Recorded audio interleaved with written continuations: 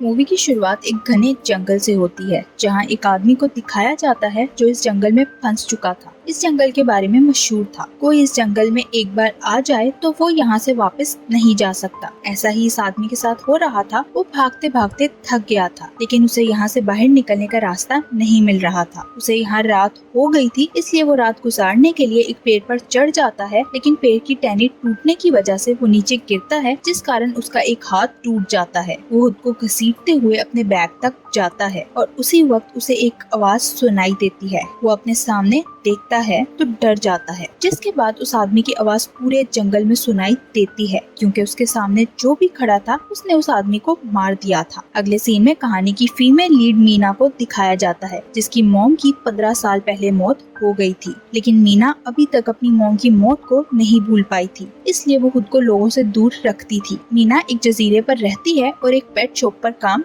करती है। शॉप का मालिक मीना को एक पेट अपने घर ले जाने के लिए देता है, क्योंकि वो इस पेट को जू में शिफ्ट करना चाहता था। अगले दिन मीना उस पेट को लेकर जू जाने के लिए निकलती है और रास्ते में मीना को उसकी जुड़वा बहन की कॉल आती है, जो उसे कॉल बैक करने का कहती है, लेकिन मीना उसे कॉल नहीं करती। जू जाते हुए रास्ते में मीना की कार खराब होने की वजह से उसे एक जंगल के बीच रुकना पड़ता है, जिस वजह से वो बहुत ज्यादा परेशान हो जाती है। वो अपनी कार से बाहर निकलती है तो उसे एक बोर्ड नजर आता है, जिस पर लिखा था पॉइंट ऑफ नो रिटर्न, यानी मीना के लिए अब यहाँ से निकलना नामुमकिन था। ये पढ़कर मीना खुद को शांत करती है और पेट को साथ लेकर बाहर निकलने का रास्ता ढूंढने लगती है। काफी देर चलने के बाद भी उसे जंगल से निकलने का रास्ता नहीं मिलता और न ही उसे वहाँ कोई नजर आता है, इसलिए वो घबरा जाती है। उसी वक्त मीना को वहाँ एक सफेद बालों वाली औरत मेडलिन भागती हुई नजर आती है। मीना उसका पीछा करती है तो मेडलिन एक जगह जाकर एक दरवाजा खोलती है और मीना से कहती है, तुम्हें 5 सेकंड में इस दरवाजे से अंदर आना होगा, क्योंकि उसके बाद ये दरवाजा बंद हो जाएगा। मीना अंदर जाती है तो उसे पता चलता है ये शेल्टर है और मीना वहाँ क्लेयर और डैनियल से भी मिलती है। मेडलिन मीना को बताती है हर रात इस शेल्टर रूम की शीशे वाली विंडो से इस जंगल में रहने वाले मिस्टीरियस वॉचर्स उन्हें देखते हैं और जो भी रात को इस शेल्टर रूम से बाहर जाता है वो वॉचर्स उसे मार देते हैं। अगले दिन मीना अपने घर वापस जाने के लिए निकलती है, लेकिन उसे कुछ दूर एक खौफनाक क्रिएचर नजर आता है। उसी वक्त मीना के पास मेडलिन आती है और उसे बताती है, तुम पहली हो जिसने यहाँ से भागने की कोशिश की है। वो मीना को दोबारा ऐसा ना करने के लिए कहती है। अगले दिन क्लेयर मीना को बताती है, मैं अपने हस्बैंड के साथ यहाँ आई थी, लेकिन मेरे हस्बैंड मुझे अभी तक नहीं मिले। क्लेयर का हस्बैंड वही आदमी था जिसे मूवी के पहले सीन में दिखाया गया था। क्लेयर मीना को बताती है, मैं और डैनियल 5 महीने से यहाँ फंसे हुए हैं और यहाँ से बाहर नहीं निकल पा रहे। जंगल में घूमते हुए क्लेयर मीना को एक गड़ा दिखाती है जहाँ वॉचर्स रहते थे। वो मीना को बताती है वॉचर्स दिन के समय इस गड़े में रहते हैं। वॉचर्स उस वक्त तक उन लोगों पर हमला नहीं करते जब तक वो लोग सूरज की रोशनी में रहते हैं। मेडलिन मीना को बताती है वॉचर्स हमें कुछ नहीं कहेंगे,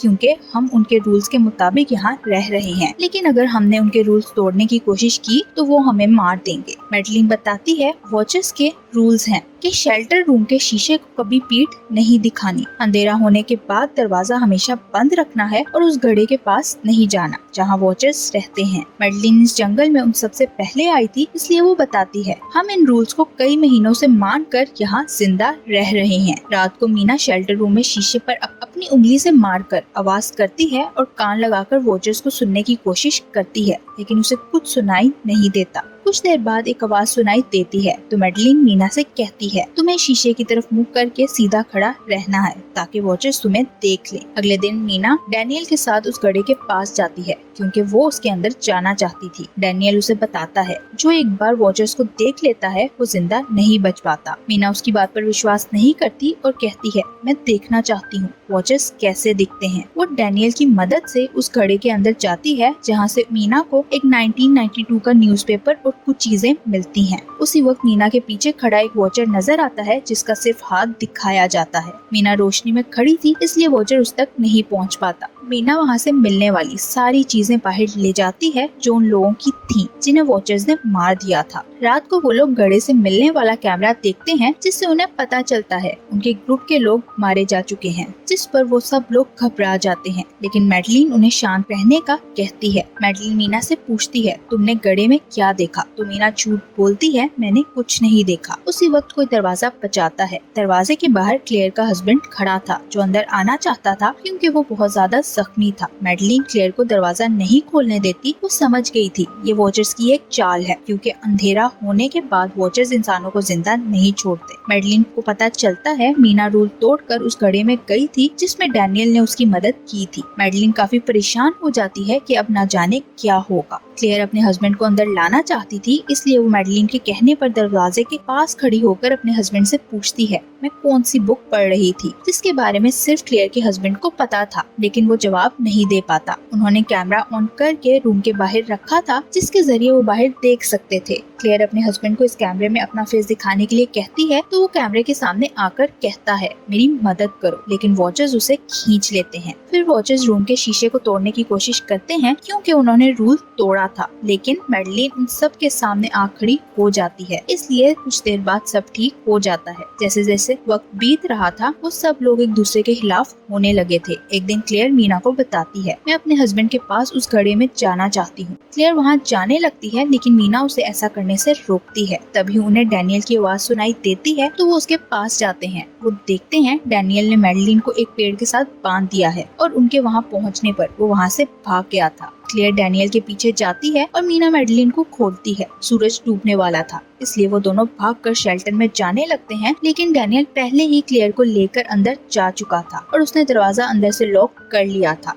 ये देखकर खुद को बचाने के लिए मैडलिन मीना को लेकर एक ऐसी जगह जाती है जहाँ वॉचर्स को उनकी स्मेल नहीं मिलेगी। कुछ देर बाद उन्हें वहाँ एक वॉचर नजर आता है, जिसे देखकर ऐसा लग रहा था जैसे एक इंसान किसी और क्रिएचर में बदल गया है। कुछ समय बाद वो दोनों वापस शेल्टर रूम के पास जाती हैं और मीना डैनियल को दरवाजा खोलने के लिए मना लेती है। अंदर जाने के बाद मैडलिन बताती है वॉचर्स रूप बदलने वाली फेरीज हैं, जो उन्हें देखकर ये सीखने की कोशिश कर रही हैं कि इंसानों की बेहतर नकल कैसे की जा सकती है। इन सब ने फिर से वॉचर्स का रूल तोड़ा था, इसलिए वो फिर से शीशे को तोड़ने की कोशिश करते हैं। तो मैडलिन बताती है मैंने एक बार एक वॉचर को देखा था जो बिल्कुल मेरे जैसी थी, लेकिन उसका फेस बहुत डरावना था। तभी उन्हें रूम में एक दरवाजा मिलता है जो एक बंकर की तरह था। ये बंकर एक प्रोफेसर ने बनाया था, जिसने जंगल में वो बोर्ड्स भी लगाए थे जिन पर लिखा था नो पॉइंट ऑफ रिटर्न। ये सब लोग बंकर में जाते हैं, जहाँ उन्हें प्रोफेसर की कुछ वीडियोस मिलती हैं, जिससे उन्हें पता चलता है प्रोफेसर इस जंगल में जानवरों पर रिसर्च करने के लिए आया था और उसने उन वॉचर्स को एक बार पकड़ लिया था। प्रोफेसर उन्हें यहाँ से निकलने का रास्ता बताता है कि उन्हें वहाँ जाना चाहिए, जहाँ उसने अपनी बोट नदी के किनारे पर छोड़ी थी। नदी तक जाने का रास्ता उन्हें कोई भी पंछी बता सकता है। वीडियो के आखिर में वो लोग देखते हैं प्रोफेसर ने जिस वॉचर को पकड़ा था उसके लिए वो वापस ऊपर जाता है, जब प्रोफेसर खुद को और उस वॉचर को मार देता है। अगले दिन वो लोग मीना के पेट की मदद से प्रोफेसर की बताई हुई नदी तक पहुँच जाते हैं। रास्ते में उन्हें एक पत्थर का निशान नजर आता है, जिसके बारे में मैडलिन बताती है इसमें परियों को कैद कर दिया गया था, जो किसी वक्त में इंसानों के बीच गॉड की तरह रहती थी। समय के साथ साथ इंसानों और परियों के बीच लड़ाई हो गई, इसलिए परियों को जंगल के बीच में कैद कर दिया गया। सूरज डूबने वाला था, इसलिए वो नदी की तरफ भागते हैं और उन्हें वॉचर की आवाजें सुनाई देने लगती हैं। नदी के पास पहुंचकर जैसे ही वो बोट पर चढ़ने लगते हैं, तभी एक वॉचर क्लेयर के हस्बैंड का रूप अपना कर डैनियल को चक्कर देकर अपनी तरफ खींच लेता है, उसे मार देता है। बोट में बैठकर उन्हें वहाँ वॉचर नजर आते हैं, जिन्होंने उन सब लोगों का रूप अपनाया हुआ था जिन्हें वो मार चुके थे। वो लोग इस भयानक जंगल में से प्रोफेसर की मदद से आखिरकार निकलने में कामयाब हो जाते हैं। मीना प्रोफेसर की यूनिवर्सिटी जाती है, जहाँ उसे परियों के बारे में बहुत सारी जानकारी मिलती है। उसे पता चलता है उन परियों के साथ इंसानों के रिलेशनशिप्स होते थे, जिनसे उनके बच्चे भी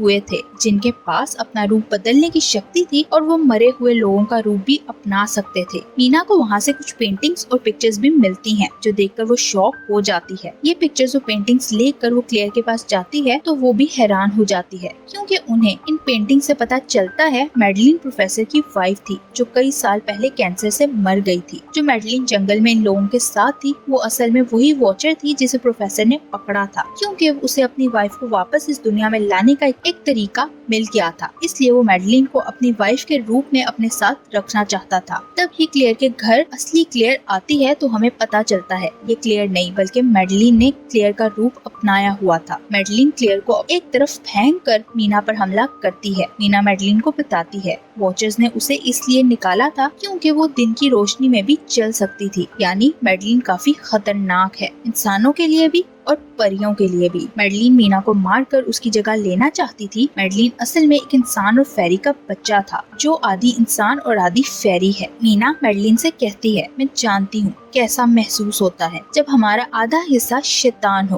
क्योंकि मीना की जिद की वजह से उसकी मॉम की मौत हो गई थी। तभी मैडलिन के पंख निकलने लगते हैं तो वो उड़ जाती है। अगले सीन में मीना अपनी बहन से मिलने उसके घर जाती है, लेकिन मैडलिन वहाँ भी उसका पीछा नहीं छोड़ती और एक छोटी बच्ची का रूप अपनाकर मीना पर नजर रख रही थी। और यही इस मूवी का एंड हो जाता है। Thank you for watching.